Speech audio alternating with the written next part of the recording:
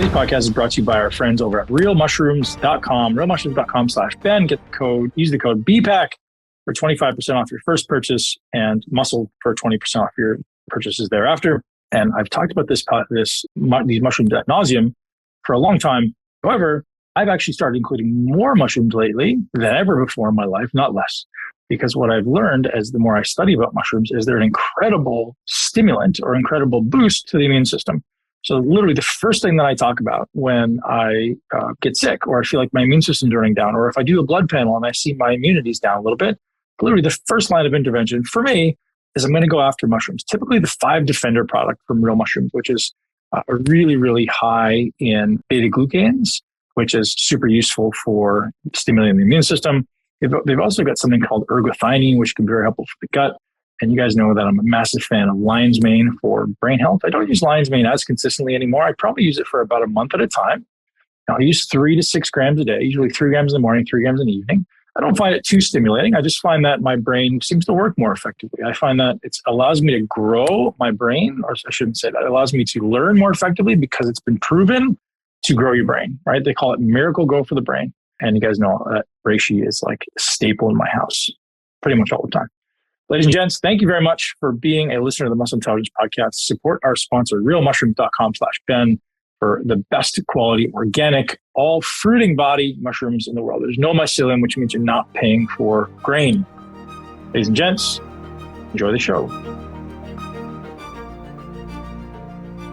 Every single decision we're making minute to minute is either moving us closer toward the more powerful version of ourselves or further away from the most powerful version of ourselves. And I think when you take away this immediate timeline, so many people have this urgency of like, I want to get in shape now, and I want everything right now. We have this society of instant gratification where most people refuse to put in any amount of time to develop themselves, to develop their character, to overcome the laziness, to overcome their weaknesses. And ultimately, the only thing that matters, minute to minute to minute, is are you making the best decision to move closer to the best version of yourself? It doesn't matter if you complete the workout perfectly or you complete the nutrition perfectly.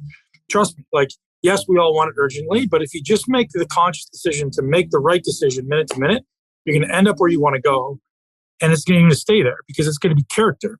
So, right, it's the difference between like strategy and tactics. I can give you guys tactics all day long to get you in shape, and I will, but what we want more effectively is we want to become conscious of the person we're being and how we're showing up in all these areas of our life where maybe in the past we're deficient. So it's a conversation of like, how am I showing up for myself, right? Am I prioritizing my health, my fitness, my nutrition, my relationships?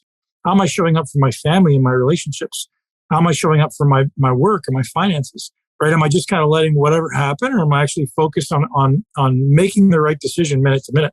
That's what this is about for me, guys. Like, I can get I always say, like, I can get a hippopotamus in shape. Like, it's so easy to get somebody in shape, right? But that's not the goal, right? Yeah, that is the goal, but it should be a byproduct of the person you're becoming, right? And so if you're constantly someone who's pushing stress off in the future, like, oh, I don't want to endure this right now. I'm going to alleviate my stress with instant gratification. I'm going to eat this thing because I know I feel better. I'm going to drink this thing because I know I feel better. Take this pill because I know I feel better. You'll never develop in the person you want, right? What's the saying? The strongest irons are forged in the strongest metals are forged in the strongest fires, you know? Like, you have to be able to endure discomfort, endure some level of adrenaline, some level of pain. Doesn't necessarily physically need to be pain, but it is at some level. And you need to be able to endure the suck at some levels, endure some discomfort. And if you guys most of you guys have probably heard this because I repeat it often, but the way to succeed in life is to change your relationship with hard.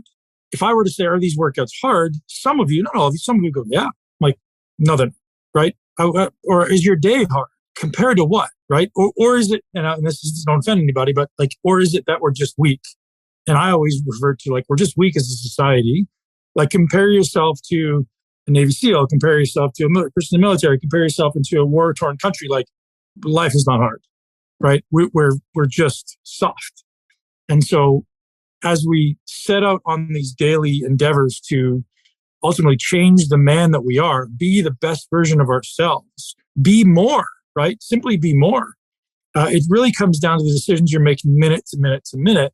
And is that directly moving me in the direction of my goal or not? So what that requires then is that we identify the areas of our life that are most important to us, which can be anything. You identify, right? So for me, it's going to be family, it's going to be fitness, it's going to be finances, and it's going to be leadership and impact. Those are kind of my four domains. And I ask myself at the end of every day, how did I show up in those areas? And honest, so we talk about this idea of reflecting on your life ultimately, right? An examined life, living an examined life. Man, if you guys are going through life without looking back and going, how did I show up? How can I be better? Right? Criticism is the greatest thing in the world, right? I want someone to be critical. I mean, it doesn't have to be like a degrading criticism, but I want someone to critique me and like, hey man, you're not showing up the way you want to show up in this area, or the way I know you want to show up in this area. Praise creates complacency often, doesn't it? From what I understand, a very feminine trait. Women are the type of people who, and this is not meant to be offensive, but sometimes people take it that way. Women are the type of being that want to receive praise. Tell me how great I am. Tell me how much you love me. Like that's a very feminine trait, right? I want to know how well I'm doing. That makes me go better. That makes me work harder. Men, or I shouldn't say men, but a masculine trait is tell me what I did wrong and I'll fix it, right? It's asserting yourself in the direction of things that you want to improve. So if you're someone who tends to want like positive reinforcement, like, tell me how great I did. Like, it's like the sandwich method that's perpetuated. It's really a feminine trait to say like, hey man, you're doing really good at this, but this, right? So it's basically, it's the small version of ourselves. So if we think of like big me, small me, right? Bitch me, powerful me. It's like, I always want to be the most powerful version of myself, which means having the self-control, having the willingness to receive criticism with humility, right? I want to be able to receive criticism with humility. The reason that I was a successful bodybuilder is because I never needed feedback.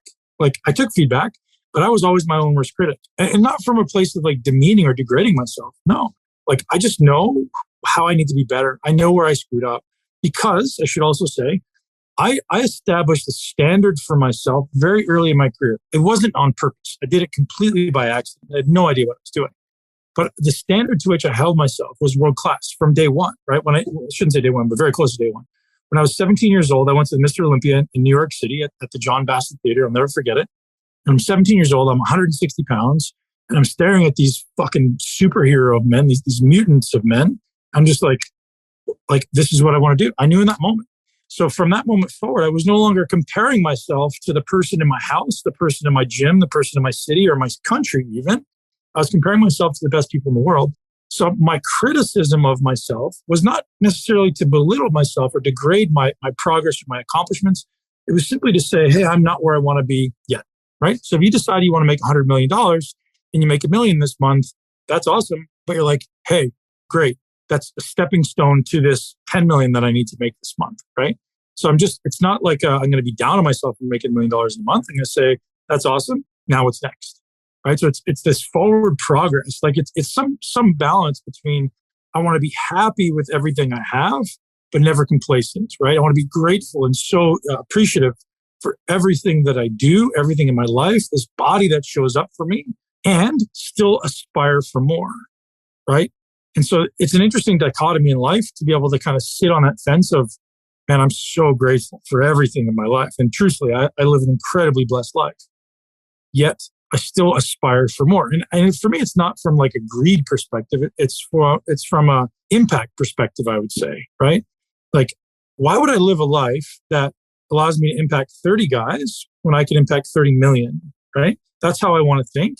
It's like, I'm playing too small, right? And I want to work toward the things that I aspire to. Now, how does that relate to you?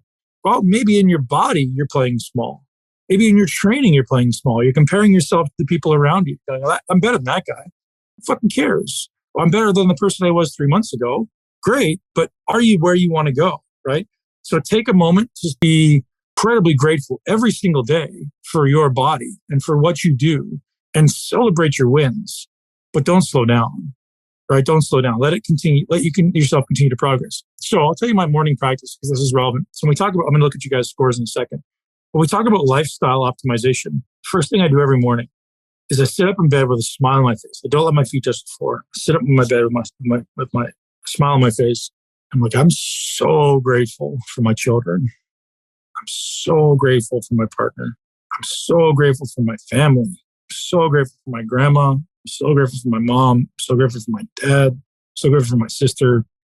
I just keep going through this ring of concentric circles that expands from around me out. And I go, I'm so grateful for that friend who did this for me. And I'm so grateful to have these amazing friends. I'm so grateful for my heart that beats in my chest.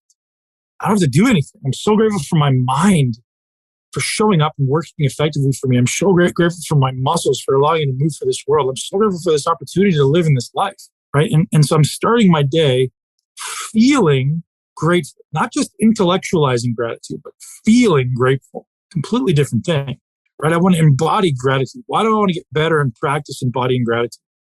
Because now I can recall it at will. Right now, you guys probably can see it and feel it. Like I can embody gratitude like that. Like I'm so grateful for the things in my life that I couldn't live any other way. And guys, it wasn't always like this. I had no idea what the hell this was. Right? 2007 is kind of where my journey started to like really understand the fact that I could change my mind, the fact that I could change my perception of the world, that I could change who I am, how I show up for other people. The fact that I used to believe that people could impact my emotions, my state. But in reality, I was just being a victim to it. I didn't realize that. I had this amazing man that came into my life, still in my life. And he used to call me on my words. He used to call me on my own bullshit. I'd say something to the effect of, this person did this to me. He's like, what are you talking about, man? It's like, they did nothing to you, right? The event happened, but your perception made it your reality. And so we start looking at how can we optimize for these 4 areas of life. The first thing it's going to require is you creating a standard as to who you want to be in that area of life. What do I want my body to look like? How many of you guys unconsciously, you don't know the answer to this, but maybe you do, unconsciously identify as a fat guy? How many of you do? Versus the guy who's like, man, I'm just fucking lean, healthy, and muscular all the time. I'm a beast. I'm a powerful man. You can completely change that dialogue. But how do you do it? It doesn't happen overnight. It happens with the small decisions you make every day. Am I confident? Am I strong? Am I powerful? Am I empowered? Or am I a victim? It's your choice. You guys can play small me all day long, or you can play big me minute to minute to minute. And what you'll find is 3 months from now, 6 months from now, 12 months from now, your life is completely upside down, completely different. I can't believe, it's like remarkable to me how much my life has changed since 2016, right? Obviously, I retired from bodybuilding in 2016. I'm a completely different human. Like it almost feels like a different lifetime. And not that things were bad in that time of my life, but it served a purpose. And right, it was very purposeful living. I was very driven toward one objective. And since then, I'm completely driven in a different direction. I feel like a newborn child starting over again. In some ways, that feels challenging, like I wasted time because I didn't move in the direction of the current goals. But in other ways, I feel like I accomplished so much in this world, right? So it's never from a perspective of like, oh man, I made a mistake. Because everything that happened in your life up to this point is a huge part of who you are. Huge part of the person you become. Now, I got to tell you one thing that's so important to know. This is hard for men. In order to love and accept who you are now, I don't care if you love yourself. I don't think men need to love yourself, but you need to accept who you are now. Be grateful for who you are now. The only way to do that is to love and accept every single thing, every single circumstance, every single person that's been in your life or impacted you up to this point, for better or worse. So if I can't accept a circumstance or a person that's impacted me in the past, I can't accept who I am now because it's part of who made me who I am, right? So I need to go back and literally look at all the people in my life that I have grudges toward or that I'm resentful toward or that hurt me or fucked me over. And I have to go, man, thank you. Truthfully, thank you. And I have to lose the emotional charge. So when you can hear me say it like, they hurt me, fucked me over. It has to go away. And you have to go, what lesson did I garner from that? Because it made you stronger. It moved you toward who you are now. And everything in life is a blessing, right? In the moment, we don't always see it that way. When we look back on it, you guys know, like those hard times, they made you who you are. Like I could never in the moment when I was a child be grateful for the fact that I was crying alone in the fucking cold when I was 7 years old. I had no ability to do that. And I was afraid and I had no ability to in the moment be grateful for that. But looking back on it 33 years later, I can look back and go, holy shit, that made me a strong motherfucker, right? That's what made me a man that was able to stand in front of anybody and endure whatever, right? Whatever life throws my way, I'm like, I got it. Here's a statement that I like you guys to write down. I am stronger than my circumstance. Life throws us circumstances, right? Life throws you stress in relationships, in finances, in business, in health, put a smile on your face and say thank you. Looking back and go, yeah, I know I'm going to look back on this and say, I got this. And the faster you can create that time frame or decrease that time frame, the more empowering it is. Okay. So a little bit of perspective for you guys on how we're going to succeed together in this journey. Man, the thing that I don't want, like this plan will work for anyone, right? Because it's adaptable. It's dynamic. We'll change it based on what you need. It'll work for anyone. The reason you're going to fail if you do is not because of the plan, not because, it didn't work for me. Bullshit. It's fucking horseshit. So if you guys want to succeed the way that some of these guys on this call have succeeded, the only way is to go, I got this. And don't do it begrudgingly. Don't do anything in life begrudgingly. I try to teach my kids this. You guys have kids that get this. I'm like, son, if you're working at McDonald's flipping burgers, everyone in McDonald's is going to tell you how great you are and how you're the best burger flipper that ever has existed. And you know what's going to happen because of that? They're going to promote you from burger flipper to manager or assistant manager. And then they're going to promote you from assistant manager to district manager. And then you're going to be an owner because everyone's going to go, man, this guy's mastered the small stuff, right? He's so good at the little things in life that I want to give him more responsibility. How many of you guys are a master of the small things in your life? And you don't have to be honest, but if you are, perfect. That means you're capable of taking on more responsibility. If you haven't mastered the small things in life, we can't take on the bigger things, can we? Right? No one's going to come along and go, hey man, you deserve more responsibility. Take this. Or, hey man, you should take on more in your life. You can't even figure out the small shit. Right? So when it comes to training and nutrition and lifestyle and mindset, what is the small stuff? It's like, hey, am I preparing my meals? Or am I just like winging it? That's not prepared, right? When it comes to training, am I making sure that I'm hydrated? Am I making sure that my body, my nervous system's in the right state? I'm getting the right sleep. If you're not going to progress. So you need to know what the foundation of the pyramid is before you can progress up through the top of the pyramid. Every one of you guys is capable of achieving the top of the pyramid, right? The tip of the mountain, everyone. But if you don't take the time and take the conscious effort to lay the base of the pyramid, you don't succeed. Bottom line, you'll get somewhere, you'll be like, I'm making progress. Boom, regress.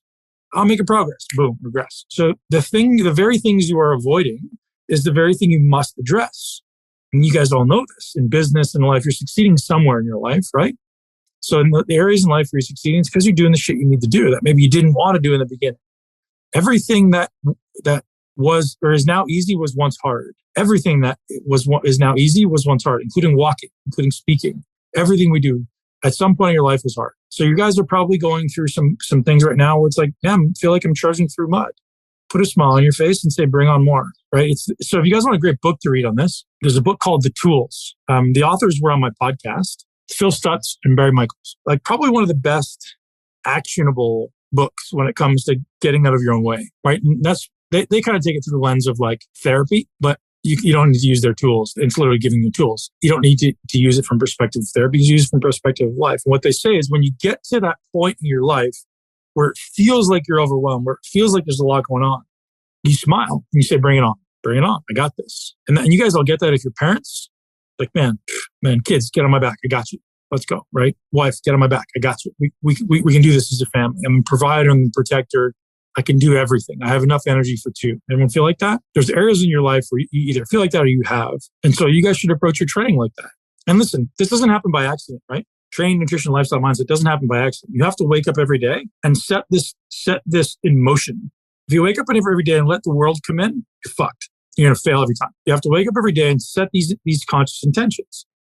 Who am I going to be in these 4 areas of my life today? How am I going to show up? I'm going to review it. I'm going to say, in training, here's the attitude I'm going to take on. I'm going to take on the attitude of a gold medal winning athlete. That's what I take on. It's like, what does a gold medal winning athlete do differently than everybody else? Checks boxes and crosses the T's and dots the I's, right? Gold medal winning athlete. How am I going to show up in my relationships and my love and my family? I'm going to show up with an open heart and bringing none of my baggage. I'm going to show up with love and acceptance and leadership.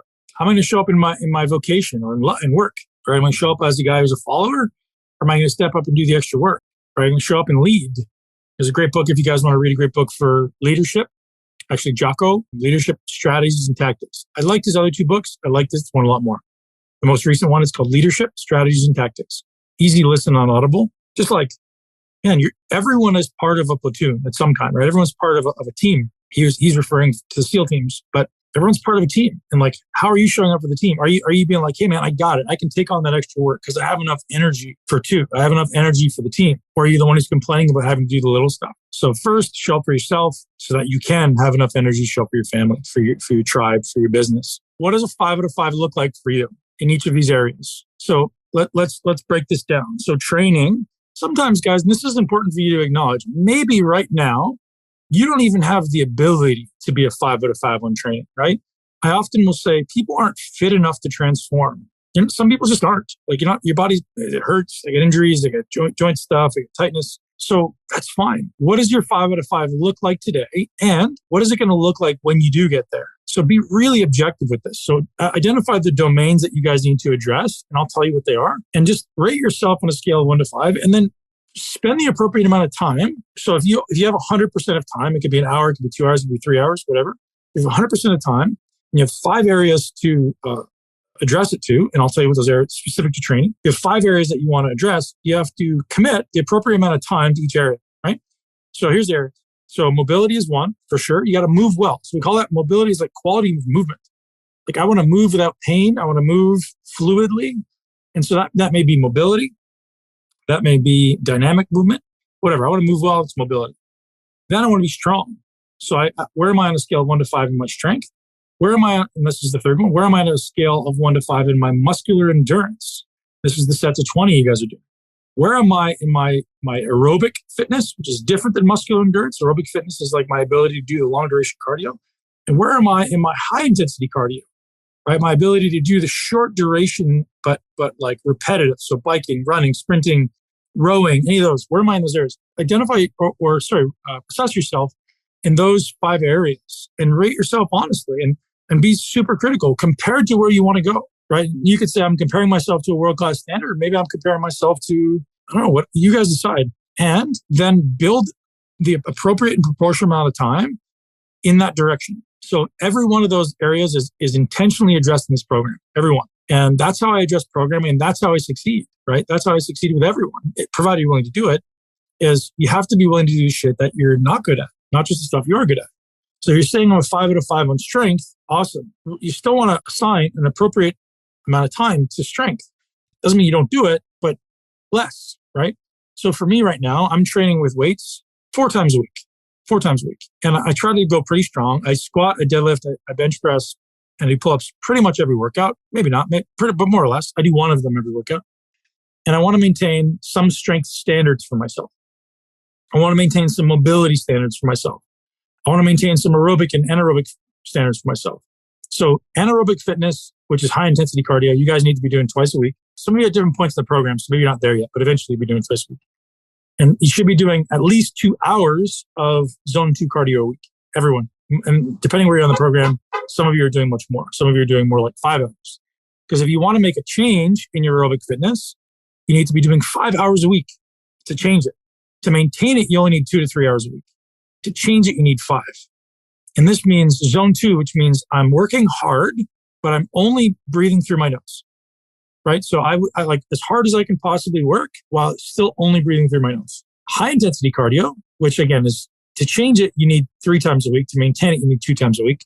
You need to be hitting your maximum heart rate, your maximum ability to exert 2 to 3 times a week. This is ongoing. You can do this for life. Muscular endurance, I suggest you just build it into the workouts. If you're starting the workouts with strength, again, you guys all have this built into your programs, but I'm giving you some ongoing frameworks to take away. Okay, so that's training. We've talked about that. Nutrition. If I'm rating myself a 1 out of 5, a 2 out of 5, a 3 out of 5, most likely, guys, it's not a nutrition problem. You guys have heard me talk about this in the past. It's most like, not a nutrition problem. It's a behavior problem. Sometimes it's like it's a laziness problem. It's a preparation problem. It's a stress problem. It's a habit problem. So how then do you help yourself to alleviate this poor area, this gap? God, I'll tell you, you just have to make it easy. You just have to make it simple, right? Find meals that, listen, I'm living this too. Like, how do you find meals that take you less than 10 minutes to prepare? I have this long list of meals that I call 7-minute muscle meals. Literally takes me 7 minutes. It's meat, vegetables, and some type of fat, right? So I always have some meat thawed that I can cook, because if you guys get a pound of lean ground bison or elk or venison or even beef, throw in a pan, it takes 7 minutes. Put a lid on it, put it on medium heat, it takes 7 minutes to cook. While I'm doing that, I'm also steaming some vegetables. While I'm doing that, I'm getting some like sauerkraut or chimichurri or something that I purchased or made out of the fridge. And I'm going to put those together, maybe with some avocado, some olive oil, maybe some butter if you tolerate dairy well. And I'm going to build those in, right? That's my meal. That takes me 7 minutes. So anyone who's got excuses around time or shit, you just need to take action on it, right? It takes taking action sometimes. So 7 to 10 minute muscle meals, easy to do. And saying, okay, where can I remove the barrier? So if you guys have a bunch of crappy foods in your house, got to get rid of them, right? If you're failing because you're eating bad things, get rid of the foods. Listen, if you guys are starving at the end of the day, this happened to me last night. So last night I ended up going for a 3-hour walk. It was like 7 p.m. I got home I got home at like 9 and I was famished. So I was like, what am I going to do? I made some egg whites. I do this thing where you guys may enjoy this. Try it. It's better than it sounds. So I do like a carton of egg whites, which is 16 egg whites. I put a scoop of chocolate collagen protein in it. And then I put blueberries on top. I put some cinnamon, some blueberries. Sometimes I'll put some other like cacao nibs or goji berries or cranberries or something in it. I didn't last night because I didn't want to have that much carb. But literally that takes me 4 minutes to prepare. Egg whites, scoop of chocolate protein inside, collagen protein. Before bed, that's a good idea. A little bit of cinnamon, few blueberries or strawberries, frozen berries. Boom, done. Meal. 4 minutes. Right? And it's easy to consume. It tastes delicious. So I was hungry. Normally I don't eat after 7, 6. But last night I was like, I'm starving. I know I'm going to sleep better if I have some food. I had some food. Also, it's easy to digest, right? I wouldn't want a steak before bed because it's going to sit in your belly. You're going to feel terrible. You sleep like shit. So find some easy to digest foods that if you're famished, literally take no time at all. So those are kind of some tips and pointers for you guys to take away on nutrition. Again, I'll stop to answer questions in a minute. Lifestyle optimization, man, the reason I'm sitting outside is you got to spend time outside when you can getting sunshine. Your circadian rhythm is by far the biggest influence on how you feel day to day, I would say. Stress obviously is a big influence, but circadian rhythm incorporates sleep. So when I wake up, so here's my routine. I'll wake up, I'll meditate, I'll do my gratitude, I'll meditate, brush and floss my teeth. Usually I'll take a cold shower. And then I'm either going to go to the gym, I'm going to go do cardio, or I'm going to do yoga. I move my body immediately. Sometimes that's before the sun comes up. So I'm waiting for the sun to come up, right? Usually I'm done by the time the sun comes up. So at that point, I'll make sure I spend 15 to 30 minutes outside in the sun. So I'm setting my body's circadian rhythm. It's really bright compared to what I would experience inside. If you're somewhere in the northern states or northern countries where you're experiencing low amounts of sunshine when you wake up for the first 3 hours, turn on as many bright lights as you can. Get some bright light in your eyes to kickstart the body. You also want to try, if you're not exercising in the morning, plan at least 5 to 10 minutes of movement that's going to induce some amount of adrenaline. Exercise induces adrenaline, right? We want to induce adrenaline in the morning, adrenaline, cortisol, because that tells our body when to be awake. You could do something as simple as skipping for 5 minutes, jumping jacks for 5 minutes, push-ups, go for a walk, go for a run, whatever. You got to induce some semblance of adrenaline. This is all, by the way, without drinking coffee. No coffee yet. Coffee happens at earliest 90 minutes to 2 hours after waking. There's a very strong reason for that. If you drink coffee when you wake and you tend to get a lull in the middle of the afternoon, you need another one. That's because you're messing with the body's adenosine system in the brain and the body wants to go to sleep. So if you wait longer, you actually just helps regulate the adenosine system better. I could explain it to you guys if you want to know, but generally just know that don't drink coffee the first 2 hours of the day. Yeah. So then optimize for sleep. I think we've talked about sleep hygiene, or I can if you guys want, if you have questions about it. Managing stress. Here's a great strategy or great tactic for you guys to manage your stress. Breathing is by far the biggest influence on your stress, like leaps and bounds, right? Exercise and breathing are by far your biggest levers. So, food could be as well, but don't use food as a lever. Breathing. So create a practice around learning how to control your state of arousal through the breath. Here's a story for you, actually. Me doing that made me think of this. So there's a book that changed my life. It's called The Unbeatable Mind. It's by a guy named Mark Devine, who was a Navy SEAL commander. And I suggest you read it. I've probably read it 30 times. So when I was competing in the Olympia in 2016, I read it I listened to it on repeat, but I also read it on repeat just because it just got me in my mind in the right place. And so when I had Mark Devine on the podcast, Commander Mark Devine was on the podcast 3 years ago. And it was such an interesting experience for me because I'd ask him a question and I'd stop and he would listen very intently. And he went,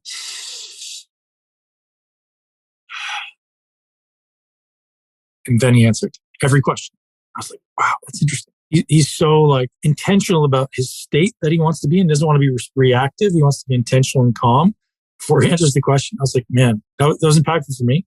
And it also gave me permission, right? How do you guys, would you guys feel weird if you took a breath in the middle of dinner or in the middle of a meeting? Or would you guys feel like everyone's going to look at me and think I'm weird? Yeah. But listen, man, fuck them. Like, truthfully, man, give yourself permission. Well, giving yourself permission may just give someone else permission to like be themselves, right? If someone else is judging you because you're breathing, fuck them. I'm a little bit vulgar sometimes. I apologize. Sort of. Yeah, like, God, it's a breath. And if it changes how you feel in that moment, it allows you to be a little more effective or a lot more effective in how you communicate or in how you feel. God, do it. There's another level that I can offer you guys. If you guys have heard the physiological sigh, has anyone heard of a physiological sigh? Here's what this is. It's important. This apparently is the fastest way to get out of stress. Immediately. The fastest for everybody. Here's what it is. Watch me. Everybody pay attention. It's going to look like this. Did you notice what I did there? The double inhale. So it's a full inhale, a little bit more, and a long exhale. That's called a physiological sigh. That's apparently the best way to bring your levels of stress down immediately. So keep that tool in your back pocket. That's proven in science. That's not Ben's like harebrained ideas. It's proven in science to be the best way to get you out of stress. So that's lifestyle. We can talk more about that if you guys have questions. And I'll finish up now with mindset. Man, I think the mindset is, guys, you just need to know. So I think everything in life for men boils down to self-respect, right? Self-respect. Do I have enough self-respect to take action on the things that I say I'm going to do? And building my level of self-respect and confidence and belief in myself. So like I kind of lump confidence, self-respect, and self-belief into one. It's this like trilogy. And I don't think men need to love themselves. You can tell me I'm wrong, but I tend to think that like, I don't know if I love myself. Maybe. I don't even think about it. Like, I want to respect myself. I want to respect the man who I am. I want to live in integrity. And so every time I'm out of integrity, it feels so bad. I feel so awful when I'm not speaking from the heart. I'm not speaking truth. So that's where self-respect comes from. And self-respect often comes back to bite me in the butt. And like, hey man, you said this, you did this. Like, fuck.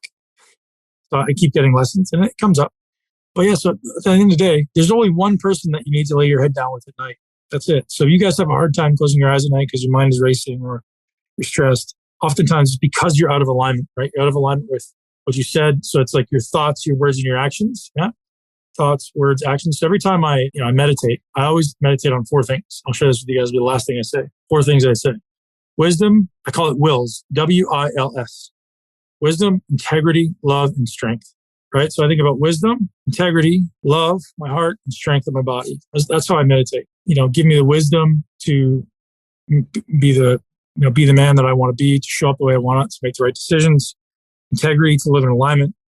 Love, so I'm living from a place of love and integrity and acceptance and gratitude for the world. And strength, mentally and physically, to show up at my best. And that's my meditations. So there's a bit of a long chat. Sorry guys, I talk a lot, but hopefully that was helpful for you guys to give you a little perspective on how you can succeed. Thanks for listening to the Muscle Intelligence Podcast. For full episode guides with important takeaways and bonus resources, head over to muscleintelligence.com/learn. If you enjoy the show and find value in the content, please subscribe, share this podcast with at least one person you know and love who would benefit from this content. Leave us a review and support our sponsors. You can see the full list of show sponsors, discounts, and get exclusive Muscle Intelligence deals at muscleintelligence.com/resources. To join our private community and get VIP access to my masterclasses, upcoming muscle camps, and other resources that we don't post anywhere else, head to muscleintelligence.com/community. Most of all, thank you very much for your trust, for your time, and most importantly, for supporting health and fitness in this world. Enjoy your day, and I look forward to seeing you here next week. Thank you so much for tuning into Muscle Intelligence. If you enjoyed today's episode, please be sure to share it with at least one person you know. And make sure you're subscribed so you never miss an episode. This podcast is for information purposes only. The statements and views on this podcast are not medical advice. This podcast, including Ben Pakulski and the producers, disclaim responsibility for any possible adverse effects from the use of information contained herein. Opinions of guests are their own, and this podcast does not endorse or accept responsibility for statements made by guests. This podcast does not make any representations or warranties about guest qualifications or credibility. This podcast may contain paid endorsements or advertisements for products or services. Individuals on this podcast may have a direct or indirect financial interest in products or services referred to herein. If you think you have a medical problem, consult a licensed physician.